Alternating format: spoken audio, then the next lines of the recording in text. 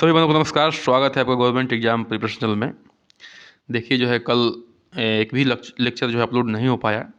इसका विशेष कारण ये है कि मैं जो है हॉस्पिटल में पूरा दिन रहा और मैं पिता बन चुका हूँ। आप बाप बड़ी बहनों के आशीर्वाद से और छोटी बहनों के प्यार से फिर से बता रहा हूँ, मैं पिता बन चुका हूँ। ठीक है, तो इसलिए पूरा दिन हॉस्पिटल में रहा अपनी पत्नी के साथ, तो इसलिए कभी लेक्चर अपलोड नहीं हो पाया। आज जो है आज से पूरा जो है कंटिन्यू रहेगा सेशन। ठीक है, चलिए शुरू करते हैं आज का सेशन। आज का जो सेशन होगा वो भाषा विशेष, यानी कि जो भी हमारे संविधान में भाषाओं को किस किस भाषा को अपनाया गया है और कब आया है, हमारे जो है इसमें है, ये हमारे कोर्स में है, कब आया है, शास्त्रीय भाषा कौन सी हैं, कब अपनाई गई हैं, सब कुछ पढ़ेंगे। क्वेश्चंस के साथ डिटेल जानकारी भी लेंगे। ये मत सोचिएगा कि अरे हम तो ये जो है वो पढ़े ही नहीं हैं, ये वाला टॉपिक पढ़े ही नहीं है, तो कैसे इस क्वेश्चन को अटेंड करें, या बढ़िया से नहीं पढ़े हैं। इस चीज़ को हम पढ़ा चुके हैं। ठीक है, सेशन में पढ़ा चुके हैं, क्लास ले चुके हैं, इस पर जाके वीडियो देख सकते हैं, उसका लिंक दे दूंगा। ठीक है, लेकिन अगर समस्या हो रही है, अगर दिक्कत है, तो भी आप क्वेश्चन अटेंड करिए, क्योंकि मैं पूरा फुल एक्सप्लेनेशन दूंगा उसका। ठीक है, फुल एक्सप्लेन करूंगा, तो इसमें घबराने की कोई बात नहीं है। क्वेश्चन के साथ थ्योरी भी चलेगी। ठीक है, तो चलिए शुरू करते हैं आज का पहला प्रश्न भाषा विशेष पर। ठीक है, भारतीय संविधान के अनुच्छेद 344 के तहत पहला राजभाषा आयोग की स्थापना की गई थी। जो भारतीय संविधान के अनुच्छेद 344 है, इसके तहत पहला राजभाषा आयोग की स्थापना की गई थी। ठीक है, वो राजभाषा आयोग कौन थी? 950 में के.एम. मुंशी की अध्यक्षता में, 1955 में वी.जी. खेड़ी की अध्यक्षता में, 1960 में एम.सी. चागला की अध्यक्षता में, या 1965 में हुमायूं कबीर की अध्यक्षता में। ठीक है, जो पहले प्रश्न का उत्तर होगा वो होगा बी ऑप्शन, यानी कि 1955 में वी.जी. खेड़ी या खेड़ी की अध्यक्षता में भारतीय संविधान के अनुच्छेद 344 के तहत पहली राजभाषा आयोग की स्थापना की गई थी। आप लोग जानते हैं, कुछ भी जब पहली बार होता है तो क्या होता है, बड़ा ही इंपॉर्टेंट होता है एग्जाम पॉइंट ऑफ व्यू से, तो इस चीज़ को बड़ा ध्यान रखिएगा। चलिए अब दूसरे पॉइंट पर आ जाते हैं। ठीक है, दूसरे क्वेश्चन नंबर 2 पे आते हैं। इससे पहले कि क्वेश्चन नंबर 2 पे आए, इसका एक्सप्लेनेशन पढ़ लेते हैं। ठीक है, चलिए देखिए, 1955 में वी.जी. खेड़ी की अध्यक्षता में जो है पहला भाषा आयोग बना था। अनुच्छेद 344 क्या है? अनुच्छेद 344 एक में संविधान के प्रारंभ से 5 वर्ष की समाप्ति पर राष्ट्रपति द्वारा एक आयोग के गठन का प्रावधान करता है। ठीक है, 1944 के अनुच्छेद एक में क्या है? अनुच्छेद 344 के एक में, 1944 नहीं है, गलती से निकल गया। अनुच्छेद 344 के एक में क्या है कि संविधान के प्रारंभ से 5 वर्ष की समाप्ति पर राष्ट्रपति द्वारा एक आयोग के गठन का प्रावधान करता है। प्रथम राजभाषा आयोग जो है गठन 1955 में वी.जी. खेर, यानी कि जिसमें वी.जी. खेड़ी लिखा है, ठीक है, वही वी.जी. खेड़ी चाहे वी.जी. खेर की अध्यक्षता में हुई। अनुच्छेद 343 के तहत अनुसार राजभाषा हिंदी तथा लिपि देवनागरी होगी। ये भी देखिए बहुत इंपॉर्टेंट पॉइंट है, बहुत बार पूछा गया क्वेश्चन कि अनुच्छेद 343 के तहत क्या होगा? अनुसार संघ की राजभाषा हिंदी और लिपि देवनागरी होगी। हमारी हिंदी जो है, ध्यान रखिएगा, राष्ट्रभाषा नहीं है, राजभाषा है। क्या है? हिंदी क्या है? राष्ट्रभाषा नहीं है, राजभाषा है। विशेष याद रखिएगा, क्वेश्चन बहुत बार पूछा गया है कि हिंदी हमारी क्या है? राष्ट्रभाषा है, राजभाषा है, क्या है? तो राजभाषा है, याद रखिएगा पहली बात। और हिंदी तथा लिपि देवनागरी होगी। ठीक है, ये किस अनुच्छेद में दिया हुआ है? 343 में दिया हुआ है। पहला राजभाषा आयोग कौन सा है? 1955 में वी.जी. खेड़ी या वी.जी. खेड़ी के अध्यक्षता में हुआ था। और अनुच्छेद 344 एक में क्या है कि संविधान के प्रारंभ से 5 वर्ष की समाप्ति पर राष्ट्रपति द्वारा एक आयोग के गठन के प्रावधान करता है। ठीक है, आगे बढ़ते हैं, क्वेश्चन नंबर 2 पे आते हैं। किस पे आते हैं? क्वेश्चन नंबर 2 पे आते हैं। चलिए स्क्रीन छोटा नहीं हो पाएगा, देख लेते हैं कि संविधान द्वारा 8 अनुसूचियों में मान्यता प्राप्त राजभाषाओं की संख्या है। जो संविधान की, देखिए ये भी क्वेश्चन आता है कि भाषा जो है किस अनुसूची में दिया गया है? तो भाषा जो है 8वीं अनुसूची में दिया गया है। भाषा का प्रावधान किसमें है? भाषा का प्रावधान जो है 8वीं अनुसूची में है। किसमें है? 8वीं अनुसूची में है। तो भाषा का प्रावधान जो है 8वीं अनुसूची में है। तो संविधान द्वारा 8वीं अनुसूची में मान्यता प्राप्त राजभाषाओं की संख्या कितनी है? तो फिलहाल देखिए, फिलहाल जो है ऑप्शन दिया हुआ आपके सामने है कि 16 है कि 17 है कि 18 है या 22 है। ठीक है, तो जो प्रश्न संख्या 2 का उत्तर हो जाएगा डी, यानी कि 22 है। क्या है? 22 है हमारे संविधान में। ठीक है, 8वीं अनुसूची में मान्यता प्राप्त राजभाषाओं की संख्या कितनी है? तो वो है 22। ये ध्यान रखिएगा। ठीक है, अच्छा ये भी क्वेश्चन आता है कि मूल संविधान में कितने भाषाओं को का प्रावधान था, कितने भाषाओं को रखा गया था? मूल संविधान मतलब कि जब संविधान बना था, ये जो है 22 भाषाओं जो है ऐड किया गया है, बाद में जो है संशोधन कर करके ऐड किया गया है। लेकिन मूल संविधान में ध्यान रखिएगा, मूल संविधान में 14 भाषाएं थी। ठीक है, मूल संविधान में कितनी भाषाएं थी? 14 भाषाएं थी। बाद में इनको ऐड कर करके पूरा जो है पूरा बताऊंगा, पूरा प्रावधान पढ़ाऊंगा, कब कब जो है संशोधन हुआ है, कौन से संशोधन में जो है किन किन भाषाओं को जोड़ा गया है, पूरा बताऊंगा, डिटेल बताऊंगा। ठीक है, तो घबराने की बात नहीं है, क्वेश्चन के साथ पूरी थ्योरी भी बताऊंगा। ठीक है, तो फिलहाल जो है 22 भाषाएं हैं 8वीं अनुसूची में, और मूल संविधान में 14 भाषाएं थी। एकदम याद रखिएगा। ठीक है, चलिए बढ़ते हैं आगे, थोड़ा इसको डिटेल एक्सप्लेनेशन लेते हैं। देखिए, अब इससे बड़ा क्वेश्चन आता है, अभी पता चल जाएगा कैसा क्वेश्चन आता है। ठीक है, कि ये कौन सी भाषाएं इस अनुसूची में है, कौन सी भाषाएं नहीं है। देखिए, भारतीय संविधान के 8वीं अनुसूची में मैं बार 8वीं पे कर रहा हूँ, क्योंकि 8वीं पूछता है संविधान में कि संविधान किस अनुसूची में जो है भाषा का प्रावधान है, तो 8वीं अनुसूची में है। ध्यान रखिएगा, कौन कौन सी भाषाएं हैं? असमिया है, बंगाली है, बोडो है, डोगरी है, गुजराती है, हिंदी है, कन्नड़ है, कश्मीरी, कोंकणी, मलयालम, मणिपुरी, मराठी, मैथिली, नेपाली, उड़िया, पंजाबी, संस्कृत, संथाली, सिंधी, तमिल, तेलुगु, उर्दू। ध्यान रखिएगा, एक क्वेश्चन यहाँ से विशेष रूप से बनता है, कौन सी भाषा जो है इसमें से नहीं है, उसमें अंग्रेजी डाला जाता है। ठीक है, तो ध्यान रखिएगा, अंग्रेजी इसमें नहीं है। ठीक है, अंग्रेजी क्या है? नहीं है हमारे 22 भाषाओं में। हालांकि जो है बहुत मुख्यालयों में काम जो है, हमारे न्यायालय में या अनेक ऑफिसों में काम जो है अंग्रेजी में होता है, लेकिन आपको कंफ्यूज करने के लिए अंग्रेजी डालते हैं उसमें, कि बच्चा जो है सोचेगा, अरे अंग्रेजी तो 22 भाषाओं में होगा ही यार, मार दो, इसको छोड़ दो। ठीक है, अंग्रेजी नहीं होता है, ध्यान रखिएगा, इसमें अंग्रेजी नहीं है। ठीक है, फिर से मैं बता रहा हूँ कि इसको जो है बार बार दोहरा लीजिएगा कि कौन कौन से जो है 22 भाषाओं में है, क्योंकि इस पर क्वेश्चन आता है कि निम्न में से कौन सी भाषा जो है हमारे 8वीं अनुसूची में नहीं है।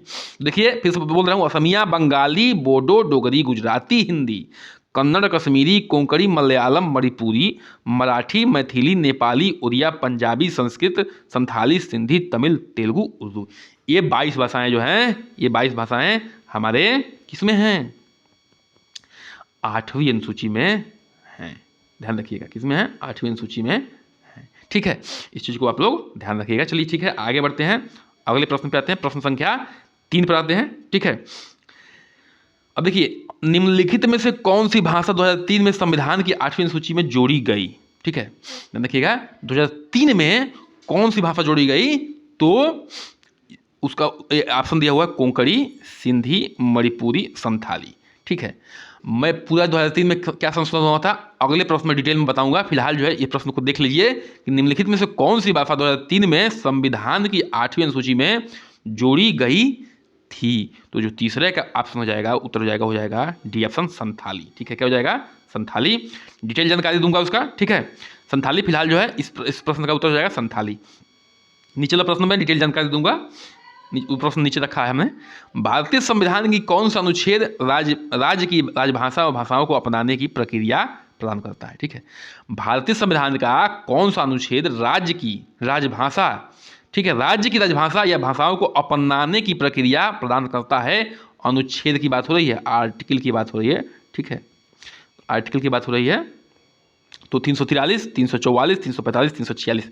ध्यान रखिएगा, 300 अपनाने की बात कर रहे हैं। ठीक है, ठीक है, तो चौथे का उत्तर हो जाएगा आपका सी ऑप्शन। क्या हो जाएगा? सी ऑप्शन, यानी कि 345 में क्या दिया गया है कि कोई भी राजभाषा जो है अपने हिसाब से क्या कर सकती है, भाषाओं को अपना सकती है। ठीक है, 343 में क्या था बता चुके हैं कि भारत की जो है क्या होगी, राजभाषा हिंदी होगी, और उसकी लिपि क्या होगी?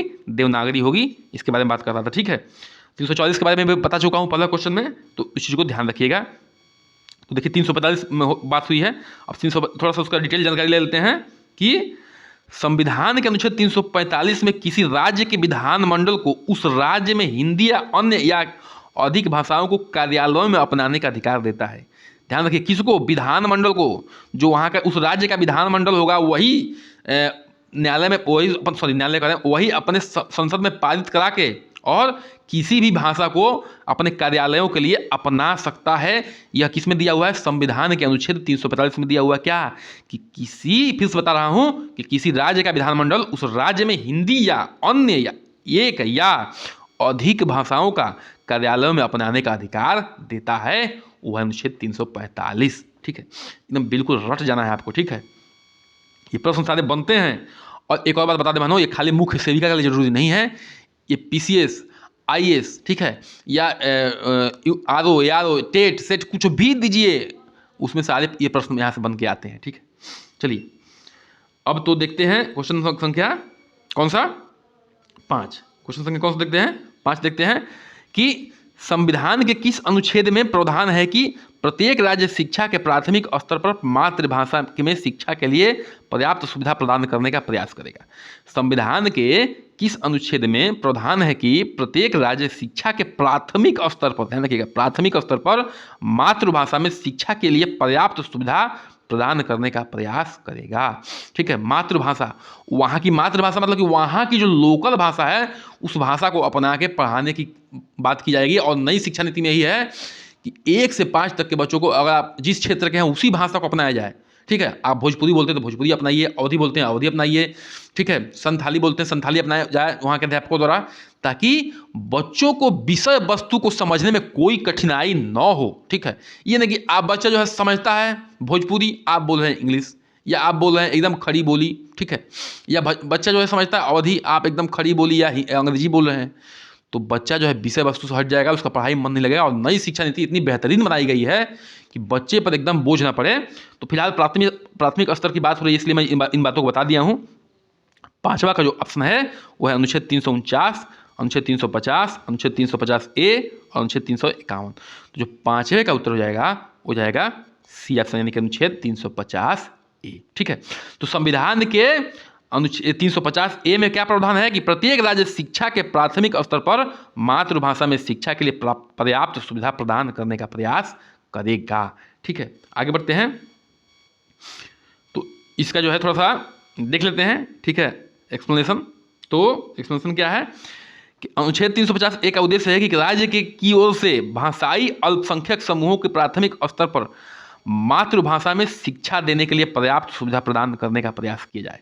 क्या है 350A में कि राज्य, अनुच्छेद 350A का अनुच्छेद राज्य की ओर से भाषाई अल्पसंख्यक समूहों को प्राथमिक स्तर पर, ठीक है, देखिए जो भी भाषा बोला जाएगा वो अल्पसंख्यक ही होंगे। ठीक है, कम बात, इसलिए बात हो रही है, कोई भी क्षेत्रीय भाषा होगी तो उसको अल्पसंख्यक ही माना जाएगा। मातृभाषा में शिक्षा देने के पर्याप्त सुविधाओं को प्रदान करने का प्रयास करेगा राज्य। ठीक है, इसका मतलब कि अनुच्छेद 350A का कहता है कि विशिष्ट भाषाई अल्पसंख्यक समूहों के बच्चों को उनकी मातृभाषा में निर्देश दिए जाएं। देखिए, जो भी क्षेत्रीय भाषा है वो अल्पसंख्यक में ही आएंगे। जो भी क्षेत्रीय लोग बोलते हैं भाषाओं को, अल्पसंख्यक भाषी समूह में आएंगे, तो उनको जो है उनके मातृभाषा में शिक्षा देने के प्रयास सरकार करेगी। वो किस में दिया गया है? 350A में दिया गया है। ठीक है, आगे बढ़ते हैं, क्वेश्चन संख्या 6 पे आते हैं। ठीक है, चलिए, निम्न में से किस राज्य से संस्कृत भाषा को द्वितीय राजभाषा का दर्जा दिया है? द्वितीय राजभाषा का दर्जा दिया है किस राज्य ने? तो वो बिहार है। ठीक है, ऑप्शन छत्तीसगढ़ है, उत्तर प्रदेश है और उत्तराखंड है। तो जो क्वेश्चन संख्या 6 का उत्तर होगा वो हो जाएगा आपका क्या कि डी ऑप्शन, यानी कि उत्तराखंड। यानी कि उत्तराखंड ने क्या किया है कि अपने राज्य में संस्कृत को द्वितीय भाषा के रूप में दर्जा दिया है। ठीक है, आगे बढ़ते हैं, क्वेश्चन संख्या 7 पे आते हैं। ठीक है, निम्नलिखित में उल्लेखित भाषाओं के बारे में निम्न में से कौन सा सही है? सही की बात हो रही है। ठीक है, ध्यान रखिएगा, सही की बात हो रही है। तो पहला दिया हुआ है, क्या दिया हुआ है कि राज्य भाषाई अल्पसंख्यकों को प्राथमिक विद्यालयों में शिक्षा के माध्यम के रूप में अपनाई मातृभाषा चुनने के लिए मजबूर कर सकता है। क्या कर सकता है कि राज्य भाषाई अल्पसंख्यकों को प्राथमिक विद्यालयों में शिक्षा के माध्यम के रूप में अपनी मातृभाषा चुनने के लिए मजबूर कर सकता है। ठीक है, अंगिका एक अब संविधान की 8वीं अनुसूची में शामिल है। अंगिका क्या है, अब संविधान की 8वीं अनुसूची में शामिल है। हिंदी भारत की राष्ट्रीय भाषा है और बोडो संविधान की 8वीं अनुसूची में एक मान्यता प्राप्त भाषा है। तो देखिए क्वेश्चन संख्या जो हमारा 7 है, इसका क्या हो जाएगा उत्तर, इसका उत्तर हो जाएगा कौन सा सही है की बात हो रही है, तो ध्यान रखिएगा सही कौन सा है, सही है सिर्फ डी ऑप्शन, बाकी ऑप्शन क्या है गलत है। बोडो संविधान की 8वीं अनुसूची में एक मान्यता प्राप्त भाषा है, बिल्कुल है, पढ़ा चुका हूं, तो ये सही है और सही पूछ रहा था।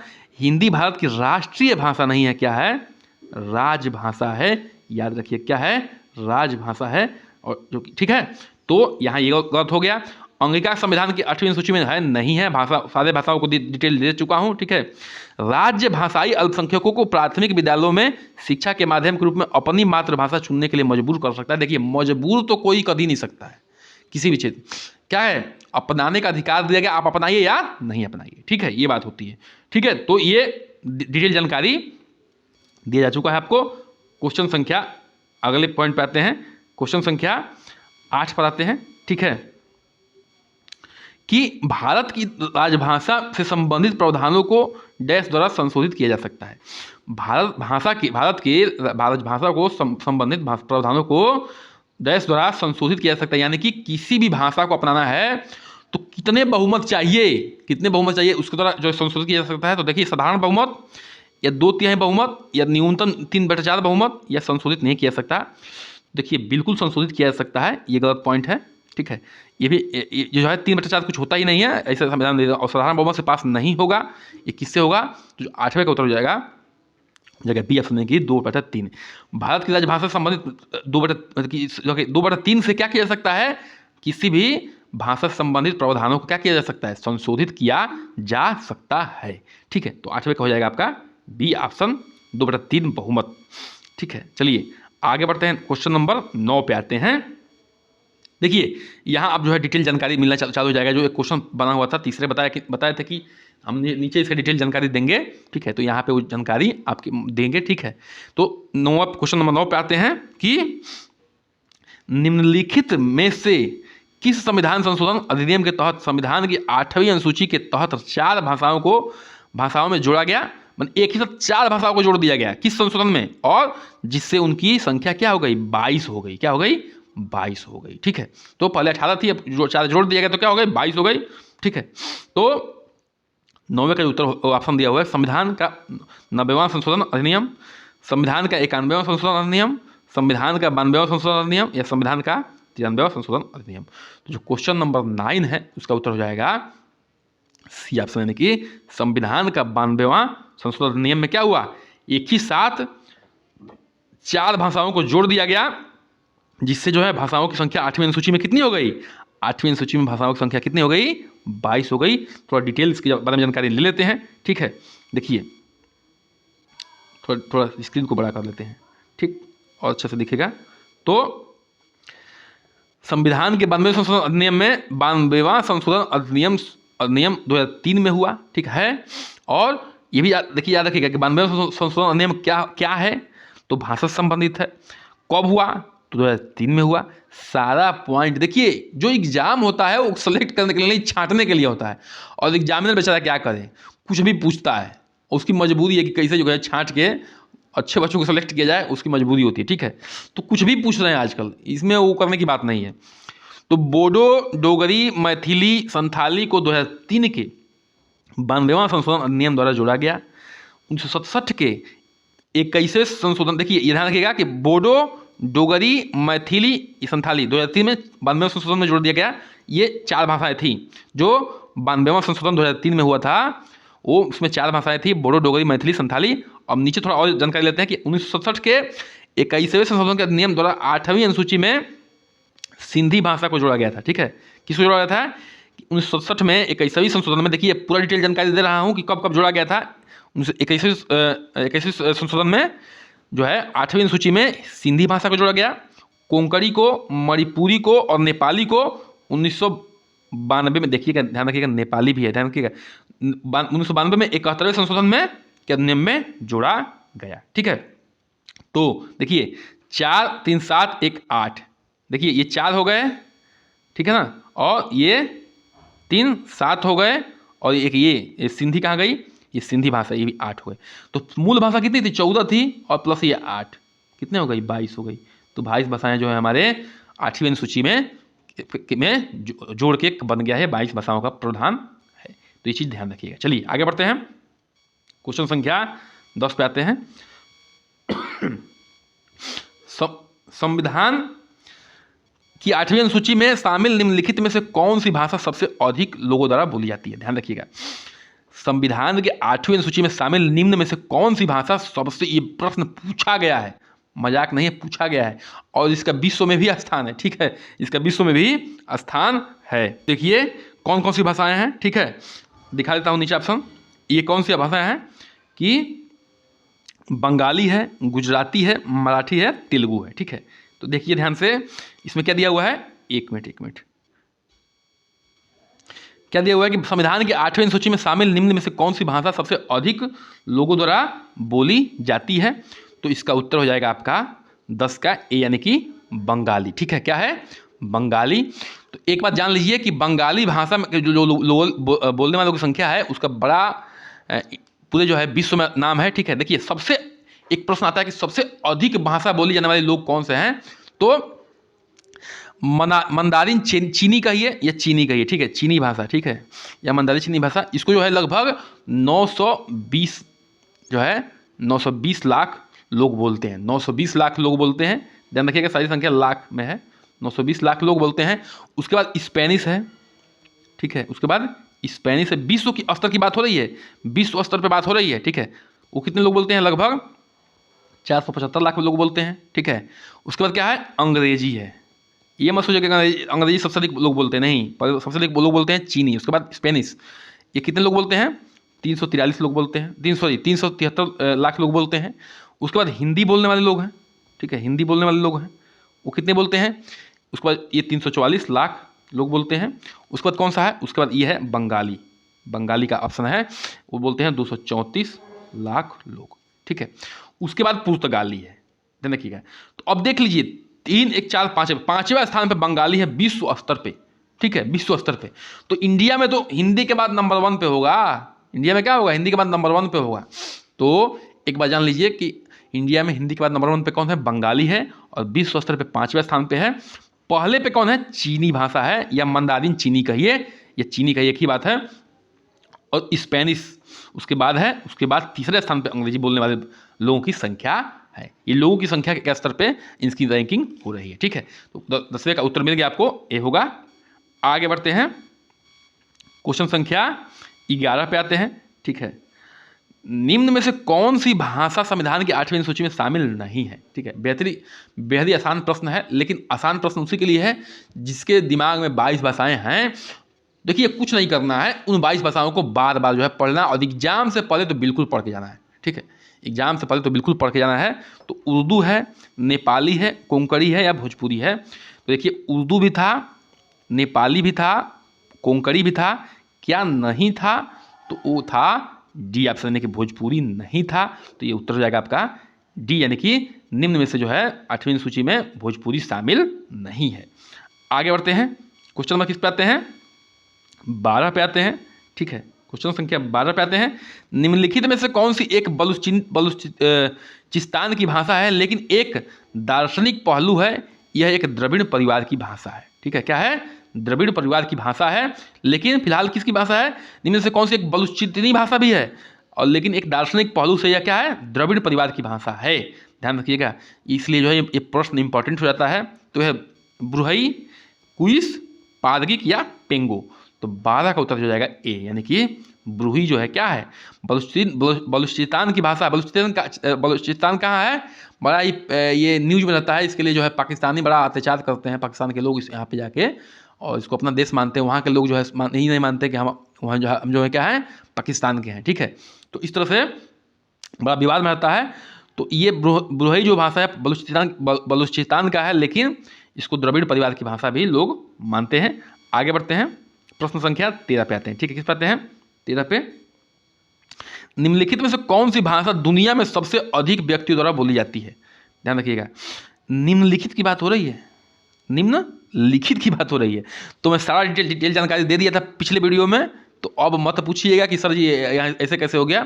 सारा डिटेल जानकारी दे दिया हूँ इसीलिए पिछले क्वेश्चंस में। ठीक है, तो बंगाली है, फ्रेंच है, जापानी है, तो पुर्तगाली है। तो 13 का क्या हो जाएगा?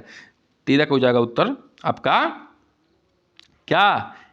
A option. ठीक है, 13 का हो जाएगा आपका ए ऑप्शन, यानी कि बंगाली। ठीक है, इनमें जो है सबसे अधिक बोली जाने वाली भाषा कौन सी है? बंगाली है। ठीक है, चलिए आगे बढ़ते हैं, क्वेश्चन संख्या 14 पे आते हैं। किस पे आते हैं? 14 पे आते हैं। एक मिनट, चलिए।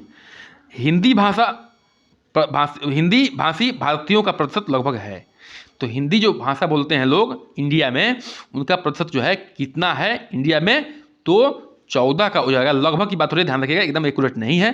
तो 14 का उत्तर हो जाएगा सी, यानी कि लगभग 40% जो है हिंदी भाषी लोग हैं। और देखिए, एकदम हिंदी प्योर कोई बात नहीं करता है। हिंदी में बहुत भाषाओं को समाहित किया गया है, इस तरह से उसको हिंदी मान लिया गया है। तो इस तरह से जो है 40% लोग जो है क्या बोलते हैं? हिंदी बोलते हैं। आगे बढ़ते हैं, क्वेश्चन संख्या 15 पे आते हैं। निम्नलिखित में से कौन जो है हमारे संविधान की 8वीं अनुसूची में शामिल नहीं है? ठीक है, निम्न में से कौन सी जो है हमारे संविधान की 8वीं अनुसूची में शामिल नहीं है? गुजराती है, कश्मीरी है, राजस्थानी है या डोगरी है? कौन शामिल नहीं है की बात हो रही है। जो 15 का उत्तर हो जाएगा सी ऑप्शन, कि राजस्थानी जो है क्या है हमारे 8वीं अनुसूची में शामिल नहीं है। ठीक है, बाकी ये सब है। देखिए, ऐसे प्रश्न बनते हैं, इसलिए मैं इन चीज़ों को रखा हूँ। चलिए क्वेश्चन नंबर 16 पे आते हैं। मातृभाषा के रूप में प्रयुक्त होने वाली भारतीय भाषाओं के अवरोही क्रम निम्नलिखित में से कौन सा क्रम सही है? ठीक है, तो अवरोही क्रम दिया हुआ है मातृभाषाओं को रूप में प्रयुक्त होने वाले, ठीक है, संख्या के आधार पे। तो उत्तर दिया हुआ है कि बंगाली, मराठी, तमिल, तेलुगु। तो इसका सही जो है कौन सा दिया हुआ है? 16 का हो जाएगा आपका सी ऑप्शन। क्या हो जाएगा? सी ऑप्शन, यानी कि 1 4 2 3। 16 का हो जाएगा उत्तर। डायरेक्ट उत्तर बताता हूँ, 16 का हो जाएगा 4 1 4 2 3, यानी कि सबसे अधिक जो है कौन सी भाषा है बोली जाने वाली? बंगाली, फिर तेलुगु, फिर मराठी और फिर तमिल। ठीक है, ये इस तरह से जो है ऑप्शन 1 4 2 3 था सी में। तो उस तरह से जो है आप याद कर लीजिएगा, थोड़ा बहुत आइडिया लगा लीजिएगा। ठीक है, कि सबसे अधिक जो है बोली जाने वाली बंगाली है, फिर तेलुगु है, फिर मराठी है, फिर क्या है? तमिल है। ठीक है, चलिए सारे प्रश्नों का डिटेल देखिए। अब है इसका जानकारी मैं दे चुका था कि 71वें संशोधन द्वारा संविधान की 8वीं अनुसूची में किन 3 भाषाओं को जोड़ा गया? 71वें संशोधन में किन 3 भाषाओं को जोड़ा गया? तो इसको डिटेल जानकारी दे दिया था। आप उत्तर बताइए आप लोग इसमें देख के। ठीक है, कि सिंधी मणिपुरी कोंकणी था, कि कोंकणी कश्मीरी नेपाली था, कि नेपाली कोंकणी मणिपुरी था, कि नेपाली कोंकणी असमिया था? जो 17 का उत्तर हो जाएगा यानी आपका सी ऑप्शन। क्या हो जाएगा? सी ऑप्शन, की नेपाली, कोंकणी और मणिपुरी। क्या हो जाएगा? नेपाली, कोंकणी, मणिपुरी जो है किसमें जोड़ा गया था? 71वें संविधान संशोधन में के 8वीं अनुसूची में जोड़ा गया था। ठीक है, कृपया करके बहनों चैनल को सब्सक्राइब करिए, लाइक करिए, शेयर करिए। ठीक है, चलिए आगे बढ़ते हैं, क्वेश्चन को नंबर 18 पे आते हैं। किस पे आते हैं? क्वेश्चन नंबर, अब देखिए इसमें दिया हुआ है 71 में, कि थोड़ा डिटेल में जानकारी दे दिया हूँ फिर से दोबारा, कि संविधान की 8वीं अनुसूची में कोंकणी, मणिपुरी और नेपाली भाषाओं को शामिल किया गया है। कोंकणी, मणिपुरी और नेपाली भाषाओं को शामिल किया गया है। तो आज के अंतिम प्रश्न पे आते हैं। ठीक है, अंतिम प्रश्न क्या है कि निम्नलिखित भाषाओं पर विचार कीजिए, कि गुजराती, कन्नड़, तेलुगु। ठीक है, ऊपर दी गई किस भाषा को सरकार द्वारा शास्त्रीय भाषा के घोषित किया गया है? ध्यान रखिएगा, शास्त्रीय भाषा अलग है, जिसमें शास्त्रीय संगीत हम लोग सुनते हैं ना, वो वाला भाषा है ये। तो किस भाषा को शास्त्रीय संगीत में सरकार द्वारा मान्यता प्राप्त किया गया है? तो उत्तर है केवल 1 और 2, केवल 2 या केवल 2 3 या केवल 1 2 3। तो जो आपका 18वें का प्रश्न हो जाएगा, उसका हो जाएगा 18वें प्रश्न का उत्तर हो जाएगा सी, यानी कि केवल 2 और 3। ठीक है, सी यानी कि केवल 2 और 3। तो शास्त्रीय भाषा के रूप में दिया गया है। तो आप देखिए शास्त्रीय भाषाओं को थोड़ा जानकारी ले लेते हैं। ठीक है, यहाँ पे दिया है डिटेल जानकारी हमने, कि देखिए भारत के शास्त्रीय भाषाओं में 6 भाषाओं को वर्ष 2004 से 14 तक शास्त्रीय भाषाओं का दर्जा प्रदान किया गया है। 2004 से 2014 तक जो है शास्त्रीय भाषाओं का दर्जा प्राप्त किया गया है। कब से? कितने भाषाओं को? 6 भाषाओं को। याद रखिएगा, ये भी आता है क्वेश्चन कि कितने भाषाएं हैं शास्त्रीय भाषाओं में, तो 6 भाषाएं हैं। अच्छा, कौन कौन सी भाषाएं कब जोड़ी गई, ये भी इंपॉर्टेंट है, ठीक है। तमिल भाषा 2004 में जोड़ा गया, याद रखिएगा, पहला है तो इम्पॉर्टेंट है, ठीक है। फिर संस्कृत, भाई संस्कृत तो हमारी विरासत है, तो ये भी इंपॉर्टेंट है, 2005 में जोड़ा गया। फिर कन्नड़ है, तेलुगु है, मलयालम है, उड़िया है। उड़िया को सबसे लास्ट में जोड़ा गया 2014 में, तो ये भी इंपॉर्टेंट है, ठीक है। तो कम से कम 3 तो याद ही रखिएगा, ठीक है। तमिल जो है 2004 में जोड़ा गया, संस्कृत 2005 में जोड़ा गया, और उड़िया जो है 2014 में जोड़ा गया। और सभी याद कर सकते हैं, तो इससे अच्छा और क्या हो सकता है। कृपया करके हम लोग चैनल को सब्सक्राइब करिए, लाइक करिए, शेयर करिए। हमारे साथ बनने के लिए बहुत बहुत धन्यवाद। नमस्कार, जय हिंद।